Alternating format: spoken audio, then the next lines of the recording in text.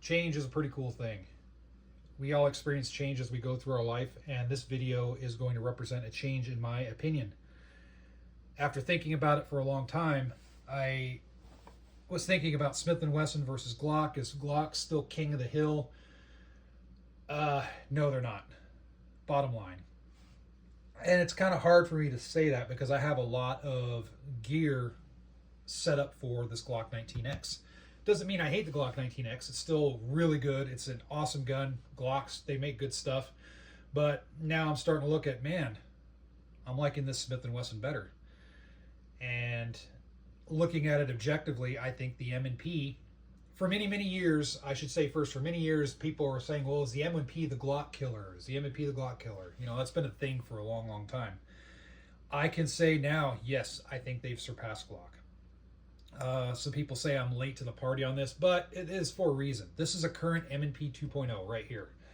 And I didn't put a fancy Apex trigger or anything. This is a trigger from the factory. This is the triggers that they have on them now. Just in case you're looking at it going, wait a minute, that's a different style trigger. Nope, this is the triggers that they have from now. And that actually was the final thing that sent me over the edge and said, yeah, man, the M&P is better.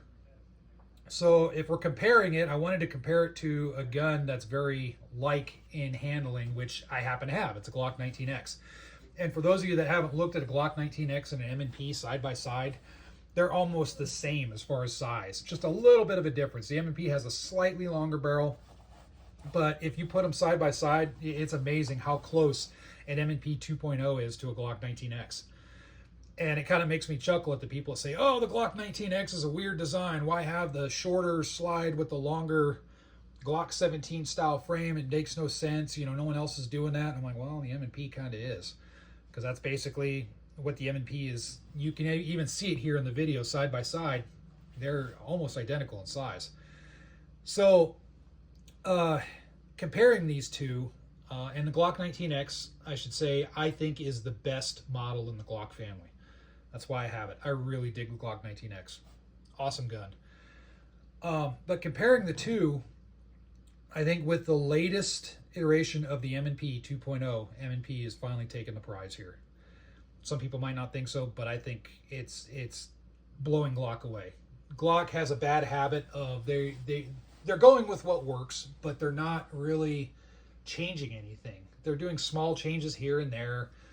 And it's funny when a Glock has a small change to it, everybody comes in droves and they're just, yay, check it out, we're getting it. And it's cool. They're a very reliable gun. I'm always going to defend Glock as far as reliability and such. They look mean, they're reliable, they're easy to shoot, they're very accurate. They're awesome gun. But as far as innovation, Glock kind of sucks when compared to other guns. And Smith & Wesson, you know, they weren't the best at it either. For many years, they kind of, you know, they improved a little bit between the Gen 1 M&P to the 2.0 M&P. And they were a little bit slow, but I think now they're finally getting it. I think now they're finally set up in a good way where I think they're going to beat Glock. And I can see it in law enforcement circles. There's a lot of agencies out there picking up the M&P. It could be due to just better pricing, better marketing, and I'm sure that's what it is. But both guns are extremely reliable. An M&P will go toe-to-toe with a Glock. No problem. It's extremely reliable. More and more agencies are picking them up just because of the M&P is a little bit more user-friendly as far as it can fit more officers' hands. And I'll go over that here in a little bit. In fact, we can make it our first point of contention here on why I think the M&P is now better than the Glock. The back straps. Some people argue nobody ever changes the back straps. Well, I do. This is a medium-large back strap. All the M&Ps I've seen come off the shelves, they always had the medium back strap. Medium-large is the one for me. The fact that you have a back strap when it comes to different people, different hand sizes, I think that's an awesome thing. A lot of people, will it matter? Yeah, maybe, maybe not. But it's good to have a different size back strap. You can play around with it. You can mess with it, see, okay, what size actually fits my hand. How, it gives the ability of the gun to adapt to you a little bit, not just forcing you to adapt to the gun.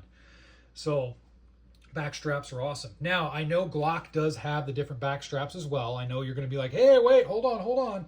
Glock has the back straps too. They have the large and they have all that stuff. But it doesn't feel as good as these.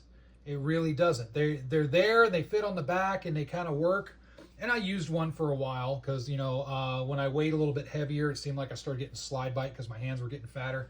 And I threw the large back strap with the beaver tail on it for a long time. But now I've lost the weight, so not an issue for me. They're there, but it almost seems like it's an afterthought, because those that Glock has, it doesn't account for different palm swells and such like that, like the M&P does. From the factory, the stippling on the M&P grips much better than Glock. In fact, you can see this one I just left alone because, you know, it's good enough. I could throw a Talon on here if I wanted, or a handle it grips if I wanted, but there's really no super change to doing that. The Glock, you can see I have a Talon on it. That's for a reason. Well, for looks, and also it gives it a little bit more of that sandpaper grip, which is what I like in regards to like a duty gun or like an offensive handgun or something, whatever term you want to put behind it. That's what I like. The M&P comes with that. Better grip, in my opinion. So ergonomics, M&P wins out. Glocks, even though they're pretty ergonomic in a sense, they still feel a little bit blocky in hand. When you pick up the gun and you feel any handle on a Glock, it's still a little bit like a block, like a square. It's not as bad as the older Glocks, but it's still there. Not a super big deal, but when I pick up an M&P now, especially the current models, I'm like, holy crap, especially fitting it with a good palm swell that fits you. It just fits the hand. It's more pointable. This is more naturally pointable than this one is. And you can pick each one up at a store and test it out yourself. Just don't take my word for it. Go out there, because everybody's different. Some people might be like, yeah, this M&P sucks. And that's cool. Keep in mind, this is just my opinion. Going up, magazine releases, about the same. So no issues there. The trigger guard and the trigger. Trigger guard itself, about the same as far as size, in my opinion. The trigger, let me do this here, pull the magazines out. So here's your Glock trigger. So you have take up right about here. There's the wall, a little bit more take up. There you go, there's a release. And there's your reset. Okay, so now, for those that don't have experience with the new M&P trigger that comes from the factory, tons better. You can see right there, it's no longer a hinge design. They go with kind of the standard, what a lot of other striker fired are going for. You can call it the Glock design, what have you, it doesn't matter. But here's this trigger. So here's your take up, right against the wall. No more creep. There's your break, and there's your reset. Nice and tactile, just like the Glock, except it's a little bit lighter feeling, and the trigger itself feels more comfortable from the factory. Smith & Wesson wins as far as the trigger is concerned. So, and some of you that may not come to a surprise. Some of you may have liked the hinge trigger that Smith & Wesson had for years. It's okay. It doesn't bother me too much, but this I prefer a lot better. So the trigger wins. Takedown between the two. This right here has as it slides back, you rotate this down, and then the gun can be taken apart. Everybody knows the old Glock style. This is better, in my opinion. A little bit more user-friendly. The rails, about the same. I have a TLR7 on each one, so it just kind of shows kind of a comparison. Both good to go for, rails. No issues there on either of them. The sights are subjective because Glock comes with different types of sights than the Smith, but the Smith comes with different types of sights as well. This factory offering right here, these are, I think, Ameriglows, and that's because this is a compatible for dot. Has the higher sights. Even if you don't use a dot, I recommend the higher sights, because just the bigger sights, the sight picture is amazing. Glock sights are great. These are factory Glock sights. No issues with them. But, Glocks, I've always kind of picked on Glock for the fact that they come, for the most part, with those stupid polymer sights. I don't know. I think for the money that Glock charges for their guns, I think they could at least throw metal sights on that thing. But that's just me. As far as the design of the slide, Smith & Wesson is going to win out by a long shot with this. So here is, now I know the Glock, like the Glock Model 45 has the front slide serrations, but I'm kind of just comparing these two just because I think Glock 19X is the best model. The 45 is good, but I just prefer the Glock 19X. This, you can operate the slide. It does have slide serrations, none on the front. So that's kind of a thing. I wish Glock would put them on all of their guns, just make it a part of their deal, because Smith & Wesson, that's what they do. Very good grooves. It doesn't cut or tear, but it bites the hand very well. Up here, very awesome slide serrations. I like the kind of scalp look that they've always went with on these.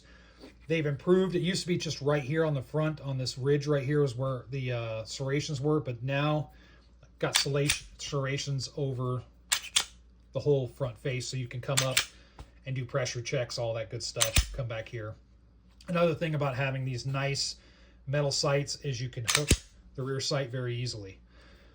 Ambidextrous stuff, the M&P, about the same as the Glock's 19X as far as ambidextrous. Now the slide lock slide release on the M&P, I don't know if you can see in the video, it's a little bit more pronounced on each side, and I like that. It's pronounced in the sense that I can hit it a lot easier, but it's still not in the way. And their improvement over these over the years is good to go. I don't really have the auto forwarding issues with the M&P 2.0 as I used to have with the first generation series. So awesome deal. Everything as far as the construction, looking inside, as far as barrel life, everything is about the same. I mean, they're both very high quality guns, so you're not going to see much difference. But I just think Smith & Wesson is winning. It's the small things that they're just doing better at, I believe. I think Glock has kind of gotten a little bit cocky, and they're just kind of going out there and boom, just saying, hey, we have this gun, and we've been popular for a while. You guys are buying it, so why change a good thing? And that's cool. I still like Glocks. I just think now, in my opinion, I think the M&P beats them. I think the M&P has finally surpassed the Glock. So if you're going to say, well, which one now? It used to be the Glock 19X. If I said, if you only have one pistol, was it the Glock 19X? Now it would be the M&P. If I was asked that question, if you can only have one pistol on your hip, it's the end of the world, and you get one gun, the M&P 9mm. That's what I would have. So anyway, kind of my overview and opinion. I'm getting a little long-winded with this, I think, so I'll just let you guys discuss it in the comment sections if you want, and feel free to throw your opinions in. Whether you agree or whether you think I'm full of it or whatever, it's cool. Just put it in the comment section. That way everybody can read and all that good stuff. And let me know if you want to do see some more comparison videos on this channel. I used to do them a long time ago. I haven't really done them much. But if you want to see more comparison videos, I have plenty of handguns and other guns we can compare and have fun with it. All right, thanks a lot for watching.